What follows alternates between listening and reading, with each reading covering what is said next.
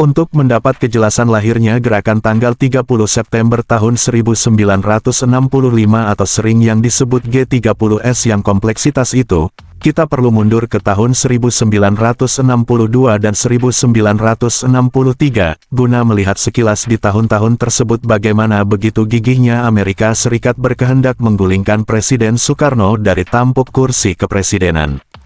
Upaya Amerika Serikat menggulingkan Presiden Soekarno sesungguhnya merupakan kepanjangan dari Perang Dingin antara negara-negara blok barat yang liberalis kapitalis di bawah komando Amerika Serikat melawan negara-negara Eropa Timur, blok timur, yang komunis di bawah komando Uni Soviet. Sesungguhnya, Perang Dingin dimulai sejak berakhirnya Perang Dunia II tahun 1945, yang dicirikan, di kawasan Asia Tenggara lahir beberapa negara baru merdeka yang salah satunya Republik Indonesia. Dua kekuatan adidaya blok barat dan blok timur keduanya bersaing ketat untuk menanamkan pengaruh ideologi politik serta ekonominya di negara-negara yang baru merdeka. Sulit dipungkiri, ketika itu Indonesia pun sebagai salah satu negara yang baru merdeka masuk dalam target peta politik dua negara adidaya.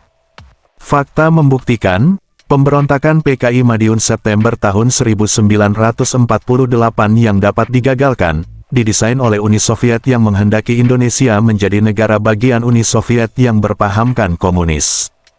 Kegagalan pemberontakan PKI Madiun, kemudian ditindaklanjuti oleh Amerika Serikat dengan tujuan yang sama untuk menjadikan Indonesia menjadi negara berpahamkan liberalis di bawah pengaruhnya. Presiden Soekarno memahami betul, kalau Indonesia ada dalam kondisi persaingan negara adidaya, dan Soekarno sejak tahun 1948 merespon melakukan perlawanan dengan prinsip politik luar negeri Indonesia bebas aktif yang kemudian direalisasikan dalam peta politik luar negeri Indonesia yang non-blok.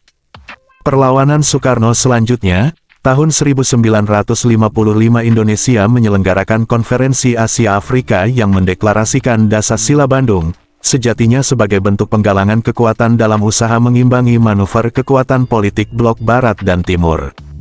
Perlawanan lainnya, sebagai bentuk ketidaksenangan Soekarno terhadap imperialisme barat, tahun 1962 merealisasikan politik konfrontasi terhadap Malaysia, yang dicurigai bahwa pembentukan negara Federasi Malaysia sebagai proyek negara imperialis Inggris yang kemudian disebut neokolonialisme. Bagaimanapun, sikap politik luar negeri Soekarno dianggap Amerika Serikat sebagai batu sandungan dalam merealisasikan cita-citanya. Berlatar dari sikap politik luar negeri Indonesia yang demikian, sehingga Amerika Serikat merasa berkepentingan untuk melenyapkan Soekarno. Usaha Amerika Serikat melenyapkan Soekarno, diantaranya melalui pemberontakan PRRI Permesta tahun 1957 yang dipersenjatai Amerika. Selanjutnya, usaha Amerika untuk melakukan pembunuhan terhadap Soekarno, terjadi pada insiden penggranatan di Cikini, penembakan terhadap Soekarno saat menunaikan salat Idul Adha dan percobaan pembunuhan di tempat lainnya, namun Soekarno masih bisa diselamatkan para pengawalnya. Pasca gerakan tanggal 30 September tahun 1965, Amerika Serikat dengan menggunakan potensi kekuatan elit dalam negeri Indonesia yang ikut dalam persaingan, tak terbantahkan Amerika ikut bermain peran di belakang layar mendesain untuk menyudahi kekuasaan Soekarno secara bertahap tapi pasti. Terlepas entah kekuatan mana dalang dari G30S, namun pasca aktor G30S dapat diatasi bahkan dihabisi, kemudian gerakan untuk mengakhiri kekuasaan Soekarno dilanjutkan oleh Amerika Serikat dengan melalui orang-orang kepercayaannya. Bukti keterlibatan Amerika Serikat dalam usaha penggulingan Presiden Soekarno, merujuk kepada dokumen milik Duta Besar Amerika Serikat untuk Indonesia yaitu Marshall Green yang bekerja sama secara intens dengan Dinas Intelijen Luar Negeri Amerika Serikat CIA, Central Intelligence Agency. Bantu subscribe, like dan share, agar channel ini bisa terus berkembang dan memberikan informasi dari masa ke masa.